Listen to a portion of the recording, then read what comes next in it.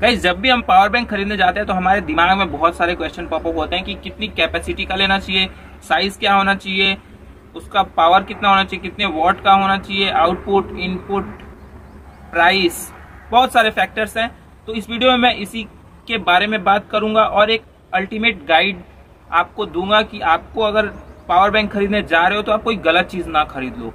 तो इस वीडियो को लास्ट तक देखना। अगर आप पावर बैंक खरीदना चाहते हो या आपने खरीद के रखा है तो भी कमेंट करके जरूर बताना। गाइस जब भी हम पावर बैंक खरीदने जाते हैं तो सबसे पहली चीज हमें ध्यान देनी चाहिए उसकी कैपेसिटी जो हमारे डिवाइस की कैपेसिटी है जिसको हमको चार्ज करना है। जैसे आपको अपना स्मार्टफोन चार्ज करना है तो उसकी 5000 mAh की कैपेसिटी है, तो हमको उसका 2.5 गुना ज्यादा कैपेसिटी का लेना चाहिए, या फिर उससे ज्यादा आप कितना भी ले सकते हो, उस पर कोई फर्क नहीं पड़ता, लेकिन उससे कम लेना घाटे का सौदा होता है, उससे कम लेने का कोई फायदा नहीं होता है। जब हम पावर बैंक जो लेते हैं वो 2.5 गुना ज्यादा कैपेसिटी का लेते हैं तो हमारी सारी जरूरतें पूरी होती हैं। हम एक स्मार्टफोन को 2 बार से ज्यादा चार्ज कर सकते हैं। तो इसलिए आपको ये ध्यान में रखना होता है, कभी भी पावर बैंक का मतलब है आपके स्मार्टफोन को कम से कम 2 बार तो वो चार्ज कर सके, तो आप उसको ज्यादा कैपेसिटी का लो स्मार्टफोन की बैटरी से। दूसरा हमें ये ध्यान देना चाहिए कि उसमें चार्जिंग का टाइप क्या है, यूएसबी टाइप सी से चार्ज हो रहा है या कौन से किसी अलग टाइप से, क्योंकि जो चार्जिंग होती है वो सिर्फ 2 वायर ही नहीं होता है, उसमें बहुत सारे फैक्टर्स होते हैं। अलग अलग केबल्स में अलग अलग वोल्टेज और करंट का ट्रांसफर रेट होता है, तो आपको ये भी ध्यान रखना होता है कि अच्छा केबल लेना चाहिए। टाइप सी वाला बहुत अच्छा इस समय चल रहा है तो उसको लें तो ही अच्छा ज्यादा रहेगा, क्योंकि सब में ट्रांसफर रेट अलग अलग होता है। अगर आपका वॉट कम ज्यादा है तो उसके हिसाब से केबल भी चेंज करना पड़ सकता है।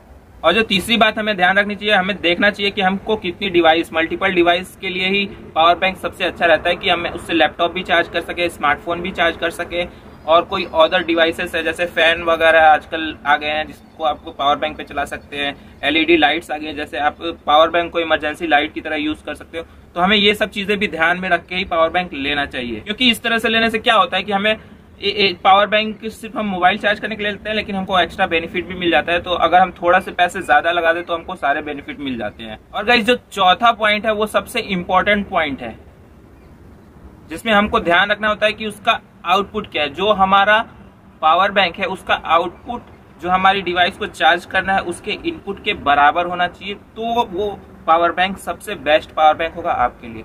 मान लीजिए आपका जो डिवाइस है वो उसका इनपुट वोल्टेज 5 वोल्ट और 1.6 एम्पियर है, लेकिन आपने पावर बैंक कुछ अलग वोल्टेज और करंट आउटपुट का ले लिया तो आपको बहुत मुसीबत होगी। आपका स्मार्टफोन या तो बहुत धीरे चार्ज होगा या तो वो आपके स्मार्टफोन को डैमेज भी कर सकता है। तो इस बात का बिल्कुल ध्यान रखना चाहिए। वॉट, वोल्टेज और करंट ये सारे आपके स्मार्टफोन या फिर जो भी आप डिवाइस चार्ज करना चाहते हो उससे मैच होने चाहिए, उसके इनपुट वोल्टेज से।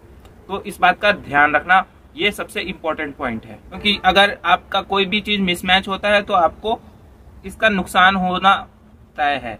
तो आजकल बहुत सारे एडवांस भी आ गए हैं जिसमें कि बहुत सारे पोर्ट्स होते हैं, वो वाला बहुत अच्छा होता है, जिसमें आउटपुट लिखा होता है इतने एम्पियर, इतना वोल्टेज का अलग अलग पोर्ट्स होते हैं, तो वो वाला पावर बैंक सबसे अच्छा होता है। आप चूज करने जाओ तो उसको चूज कर लोगे तो वो बेस्ट रहेगा, क्योंकि आप उससे अलग अलग टाइप के भी चार्जिंग सपोर्ट्स कर सकते हैं। जैसे आपका कोई 2 तरह के फोन है, जो एक 10 वॉट पे चार्ज होता है, एक 18 वॉट पे चार्ज होता है, तो दोनों चार्जिंग हो जाएगी, आपको कोई प्रॉब्लम नहीं होगा। सिंगल पोर्ट में क्या होता है कि आपको सिर्फ एक टाइप की ही डिवाइस चार्ज करने में अच्छा रहता है। तो आप ध्यान रखो जब भी जाओ तो 2, 3, 4 पोर्ट हो वही वाला पावर बैंक खरीदो। जो अगला पॉइंट है उसमें हम देखते हैं प्राइस, क्वालिटी और साइज।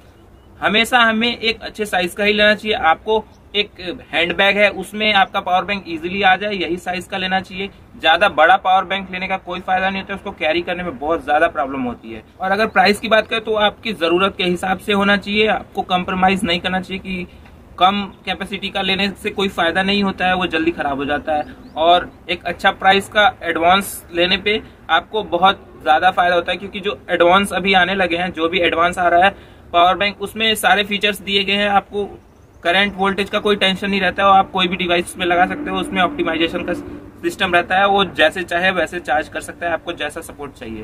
तो वो वाले पावर बैंक आप खरीदे, प्राइस में कोई कंप्रोमाइज मत करना। अगर क्वालिटी की बात करें तो क्वालिटी स्टैंडर्ड होना चाहिए, सेफ होना चाहिए, बस और क्या चाहिए।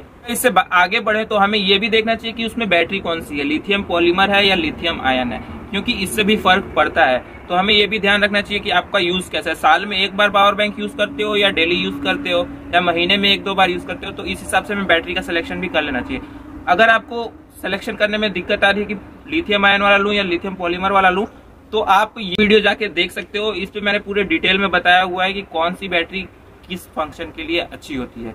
तो आप ये वीडियो जाके देख सकते हो, इस चैनल पे उपलब्ध है, पूरा डिटेल में समझाया है मैंने। और गाइस हमें ये भी ध्यान रखना चाहिए कि आपके यहाँ इलेक्ट्रिसिटी की अवेलेबिलिटी कैसी है। मान लो आप के यहाँ इलेक्ट्रिसिटी कम आती है तो आपको फास्ट चार्जिंग वाला पावर बैंक लेना बहुत जरूरी है।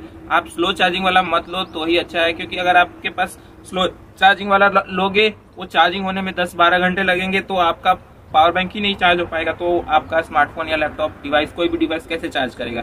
तो आपको ध्यान देना चाहिए कि आपके यहाँ इलेक्ट्रिसिटी की अवेलेबिलिटी कैसी है। अगर आपके यहाँ इलेक्ट्रिसिटी की अवेलेबिलिटी अच्छी है या फिर सोलर पैनल वाला है तो आप लॉन्ग चार्जिंग वाला पावर बैंक लो, जो मतलब ज्यादा समय लेता है। ज्यादा समय जो पावर बैंक चार्ज होने में लगता है उसकी लाइफ ज्यादा होती है। अगर जो फास्ट चार्जिंग वाले पावर बैंक होते हैं उनकी लाइफ थोड़ी कम होती है उनके कंपैरिजन में। तो इस बात का भी आपको ध्यान रखना चाहिए कि आपको कौन सा सेलेक्ट करना है। तो इसको आप ध्यान में रखकर ही पावर बैंक खरीदें। 10 वॉट 20 वॉट मैक्सिमम, इससे ज्यादा फास्ट चार्जिंग वाला पावर बैंक नहीं लेना चाहिए। तो गाइज ये था हमारा पूरा लिस्ट, पूरे पॉइंट हमने आपको बता दिए कि जब भी आप एक पावर बैंक खरीदने जाओ तो कौन से चीजें आपको दिमाग में रखनी चाहिए। तो आपको हमारी ये वीडियो कैसी लगी, अगर पसंद आई हो तो वीडियो को लाइक करना और चैनल को सब्सक्राइब जरूर करना, और कमेंट करके बताना अगर आपने कोई पावर बैंक खरीद के रखा है उसकी परफॉर्मेंस कैसी है।